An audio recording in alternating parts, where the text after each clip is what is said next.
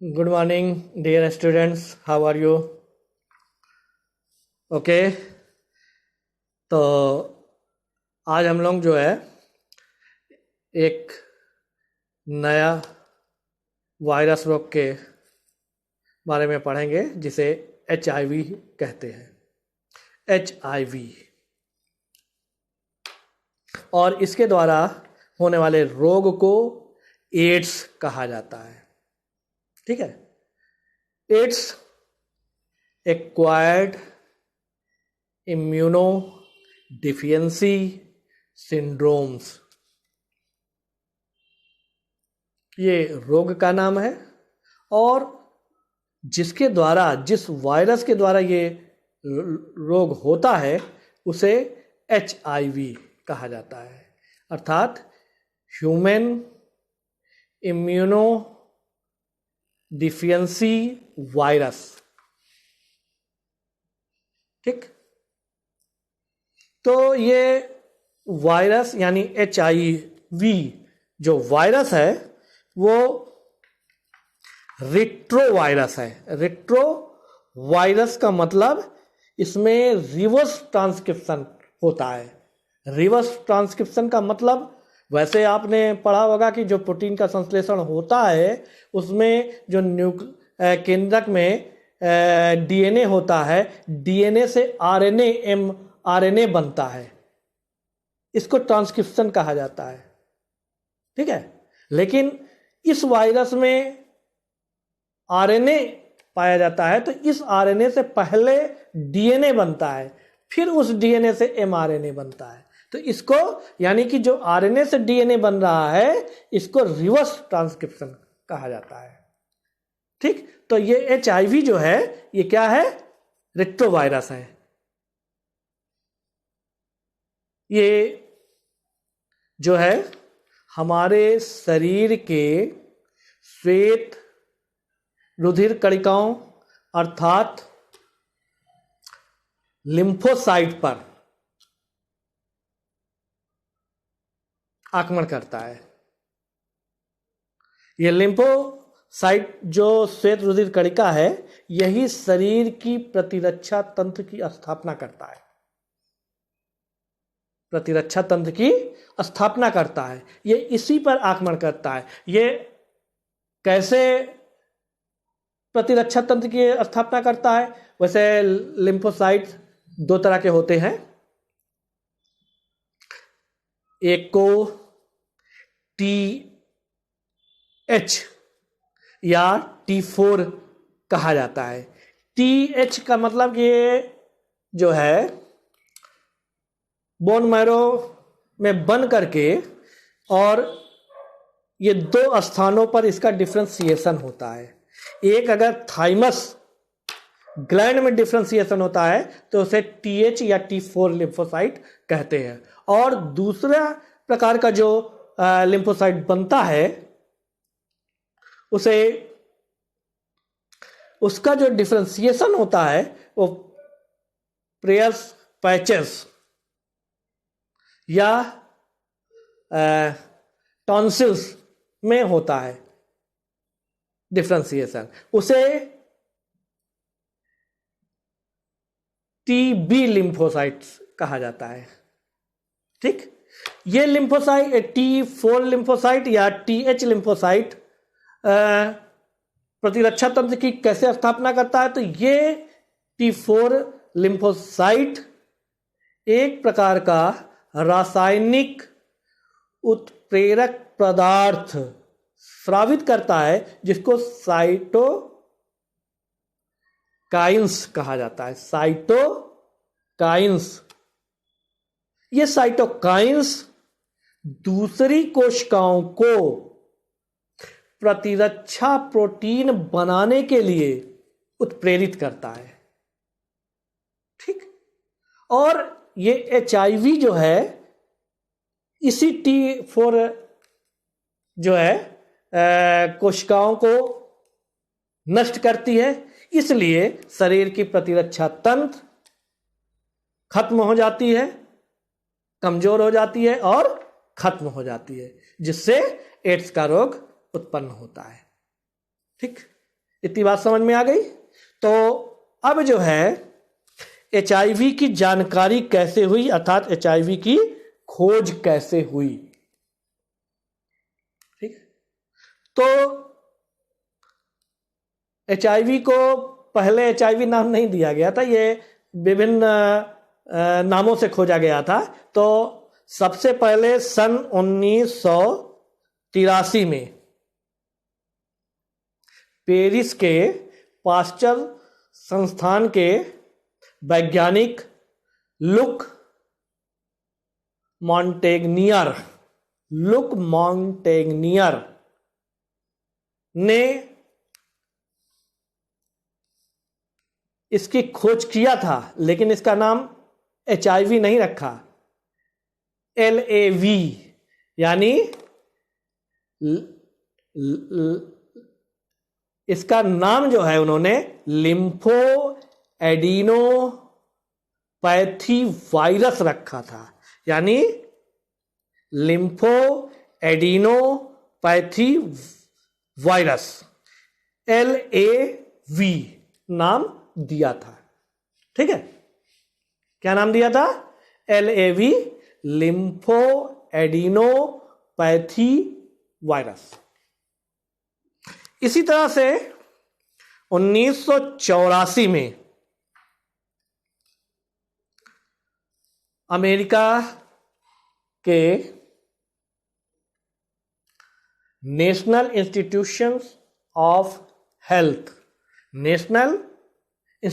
Of health के वैज्ञानिक Robert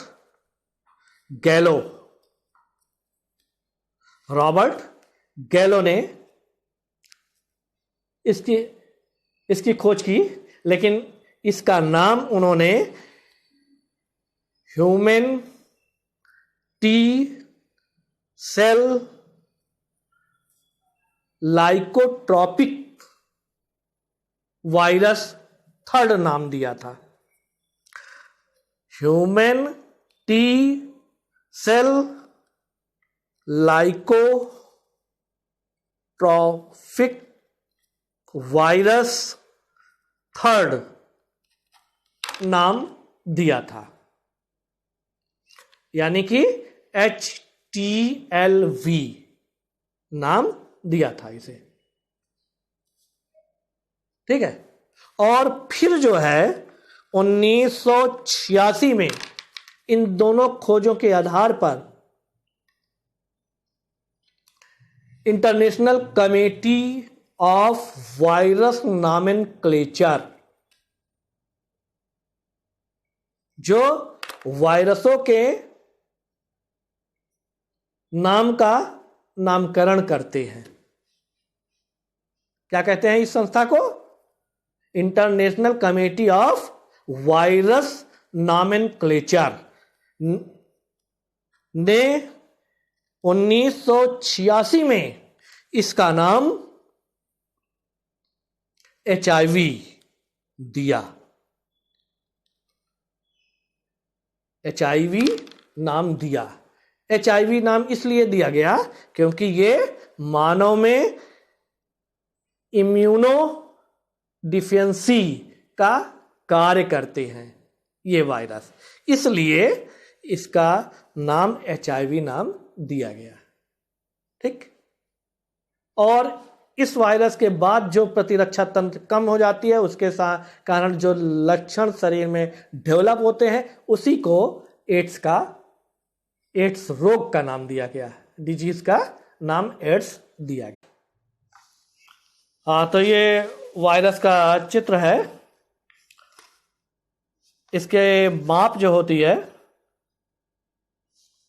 लगभग 0.1 से 0.14 μm होती है इसकी माप, माने माइक्रोमीटर होती है।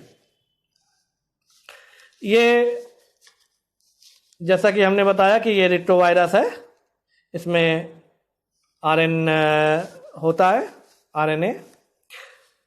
ये गोलाकार, चित्र में देख ही रहे हो, ये गोलाकार और आवरण युक्त वायरस होती है।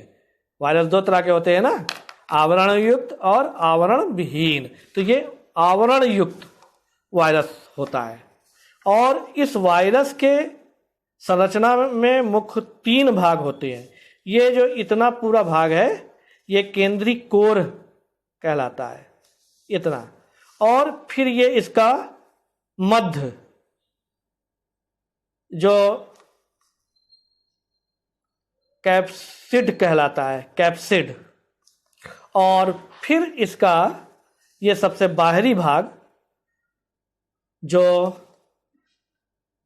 लाइपोप्रोटीन, दोहरे स्तर लाइपोप्रोटीन का बना होता है, जिसमें फास्फोलिपिड की दो स्तर होते हैं। तो इस तरह से इसके मुख्य 3 भाग होते हैं। अब अगर हम केंद्रीय भाग की बात करें, यानी यहां की बात करें, तो इस केंद्रीय भाग में ये आरएनए के 2 सूत्र, सिंगल स्टैंड के 2 सूत्र होते हैं आरएनए के, ठीक है। और इसके साथ इससे संबंधित प्रोटीन होते हैं इसके केंद्रीय भाग में। और इनमें जो संबंधित एंजाइम्स होते हैं, इनमें मुख्य जो होते हैं रिवर्स ट्रांसक्रिप्टेज एंजाइम, जिसको P64 का सांकेतिक नाम दिया गया है। इसी तरह से इंटीग्रेज एंजाइम, जिसे P32 का सांकेतिक नाम दिया गया है। और तीसरा प्रोटीएज एंजाइम, जिसे P10 का सांकेतिक नाम दिया गया है। इनमें राइबोन्यूक्लियस एंजाइम भी होता है। और इसके साथ साथ कुछ अन्य प्रोटीन भी इससे संलग्न होते हैं, माने आरएनए के साथ संयुक्त होते हैं, संलग्न होते हैं, जिन्हें P7 और P9 ये प्रोटीन के अणु होते हैं जो इसके केंद्रीय भाग में पाए जाते हैं। अब हम इसके मध्य भाग की बात करते हैं, जिनको माने केंद्रीय भाग के चारों तरफ प्रोटीन का न्यूक्लियोकैप्सिड खोल होता है। ये खोल प्रोटीन के बने होते हैं। इस खोल का जो भीतरी टाडनुमा भाग है, ये प्रोटीन के P24 प्रोटीन के अणुओं का बना होता है। और इसका जो बाहरी भाग होता है, ये P17 के प्रोटीन अणुओं का बना होता है। इसमें प्रोटीन के माने प्रत्येक स्तर पर प्रोटीन की संख्या, प्रोटीन अणुओं की संख्या और उनका विन्यास निश्चित होता है। ये केंद्रीय भाग को घेरे रहते हैं। इसका बाहरी लाइपोप्रोटीन का आवरण होता है। ये लाइपोप्रोटीन का आवरण जो है होस्ट सेल और वायरस दोनों के भाग से बनते हैं।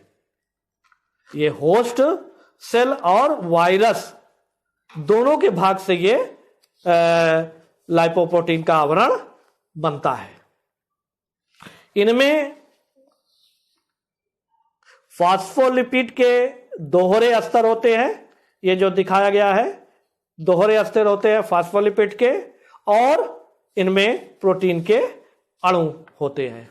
इनमें जो प्रोटीन के अणु होते हैं, वो इनमें से कुछ जो है वायरस के अपने ग्लाइकोप्रोटीन्स होते हैं। ग्लाइकोप्रोटीन्स के अणु हैं ये, कुछ वायरस के होते हैं और कुछ जो है होस्ट के, यानी कि टी लिम्फोसाइट है तो जो मनुष्य का है तो मनुष्य के सेल का आवरण होता है। ग्लाइकोप्रोटीन्स का अणु होते हैं। इनमें जो मुख्य वायरस और ये जो ग्लाइकोप्रोटीन के अणु हैं, यही जो है इस वायरस को टी लिम्फोसाइट कोशिका से अटैच होने में, संलग्न होने में मदद करते हैं, या इसी की सहायता से ये T4 लिम्फोसाइट के साथ संयुक्त होते हैं। इनमें जो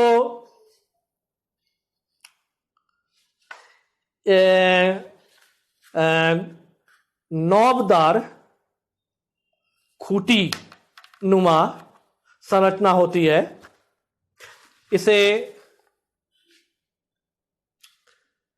पेप्लोमेयर्स कहा जाता है। ये ग्लाइकोप्रोटीन का बना होता है, ये वृंत युक्त होता है और नॉब लाइक खूंटीदार संरचना बनाते हैं। इनमें दो प्रोटीन्स होते हैं। इनमें जो बाहर की तरफ होता है, यानी कि जिसको नॉब कहेंगे, घूंटी, ये मुख्य भाग होता है, ये ग्लाइकोप्रोटीन 120 का बना होता है, जबकि इसका वृंत जो है ग्लाइकोप्रोटीन 41 का बना होता है। इसे पेप्लोमर्स कहा जाता है। इसी की सहायता से ये जो है T4 के साथ संयुक्त होते हैं, CD4 के साथ संयुक्त होते हैं। ठीक। इसके अलावा इसमें दो T4 के भी ग्लाइकोप्रोटीन के अणु होते हैं, जिनको major histocompatibility complex class first तथा क्लास सेकेंड नामक दो ग्लाइकोप्रोटीन के अणु होते हैं। ये जो है T4 के द्वारा बना होता है। इस जो पेप्लोमेयर की हम बात कर रहे हैं, वायरस में इसकी संख्या भी निश्चित होती है और ये सतह पर 70, इनकी संख्या 72 होती है। ठीक। तो ये जो है HIV की संरचना हमने आपको बताई। हाँ, तो अब सवाल उठता है कि एड्स कैसे फैलता है? तो पहले अब आप जान लीजिए कि एड्स अब एक महामारी का रूप ले चुका है। ये पूरे विश्व में फैल चुका है। जिसकी खोज अमेरिका में हुई थी, वो अब पूरे विश्व में फैल चुका है और वर्ल्ड हेल्थ ऑर्गेनाइजेशन यानी हू के अनुसार अब तक पूरे विश्व में लगभग 4 करोड़ लोग HIV से पीड़ित हो चुके हैं। ठीक है। और प्रतिवर्ष लगभग 10 से 20 लाख व्यक्ति HIV से पीड़ित होकर के इन संख्या में जुड़ जाते हैं। माने लगभग हर साल 10 से 20 लाख नए HIV रोगी या माने संक्रमित व्यक्ति ज्ञात हो जाते हैं। ठीक है। भारत में भी ये बहुत तेजी से फैल रहा है और भारत में यानी जब से HIV का नाम आया है, रोग की ज्ञात हुई है, तब से अब तक यानी 1986 से अब तक भारत में भी लगभग 50 लाख व्यक्ति इस रोग से प्रभावित हो चुके हैं और ये तेजी से बढ़ता जा रहा है। ये संख्या तेजी से बढ़ता जा रहा है, इसलिए इस रोग की जानकारी हर व्यक्ति को होना बहुत आवश्यक है। तो इसलिए मैं सबसे पहले ये बताना चाहूँगा कि ये कैसे फैलता है, एक व्यक्ति से दूसरे व्यक्ति में कैसे फैलता है। तो सबसे मुख्य कारण इस रोग के फैलने का संक्रमित व्यक्ति के साथ यौन संबंध, इसका सबसे मुख्य कारण है।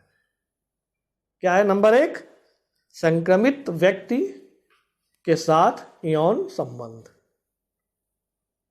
दूसरा, दूषित यानी संक्रमित इंजेक्शन का दोबारा प्रयोग होना,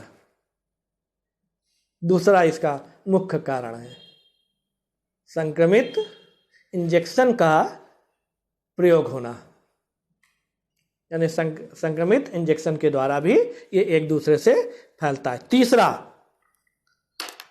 संक्रमित या दूषित रुधिर ट्रांसफ्यूजन द्वारा, ये जैसे किसी व्यक्ति को रुधिर की आवश्यकता होती है और किसी व्यक्ति से ले करके उसको चढ़ा दिया जाता है जिनको आवश्यकता होती है, लेकिन उसकी जांच नहीं की जाती और पता चलता है कि उसमें जो है HIV का वायरस है या संक्रमित है वो HIV से वो रुधिर, या संक्रमित व्यक्ति से वो रुधिर लिया गया है और उसको चढ़ा देंगे तो जो जिसमें रुधिर चढ़ाया जाएगा वो भी व्यक्ति इस रोग से संक्रमित हो जाता है। अगला पॉइंट, चौथा, संदूषित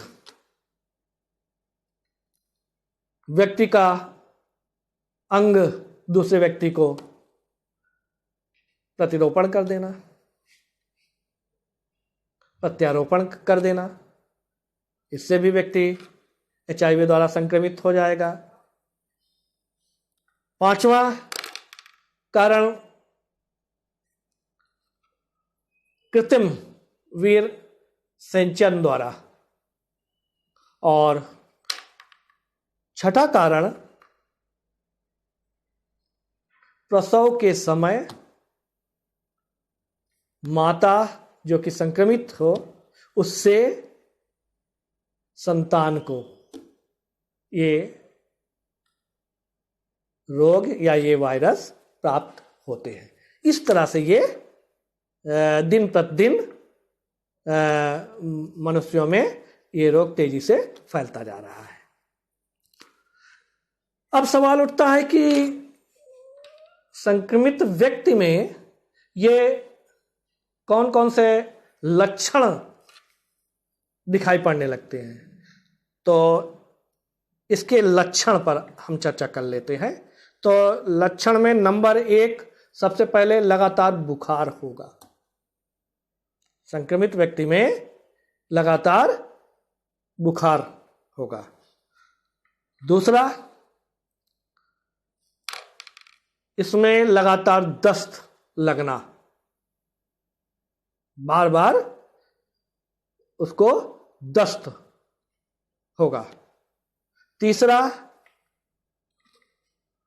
शरीर का भार बहुत तेजी से कम होता है, शरीर का वेट बड़ी तेजी से कम होता है। चौथा, लसिका गांठों में सूजन आ जाती है। और पांचवा, रात्रि में पसीना बहुत आता है, रात्रि में पसीना बहुत आता है। ठीक है। तो अब इस रोग में आप जान ही चुके हो कि ये जो है HIV T4 लिम्फोसाइट पर आक्रमण करता है उसको तेजी से नष्ट करता है, तो इनमें बहुत तेजी से कमी आ जाती है। उग्र रूप से पीड़ित व्यक्ति माने जो बहुत अधिक पीड़ित हो चुका है, जो पूर्ण रूप से पीड़ित हो चुका है, उसमें से अधिकांश व्यक्ति, क्योंकि अभी तक इसका प्रॉपर इलाज नहीं खोजा गया है, इसलिए जो पूर्ण रूप से पीड़ित व्यक्ति होता है वो लगभग 3 से 5 वर्षों के अंदर प्रतिरक्षा तंत्र की कमी के कारण उसमें अन्य संक्रमण या रोग अथवा मुख्य रूप से कैंसर के कारण इसके रोगी की मृत्यु हो जाती है। तो ओके, आज इतना ही। Thank you.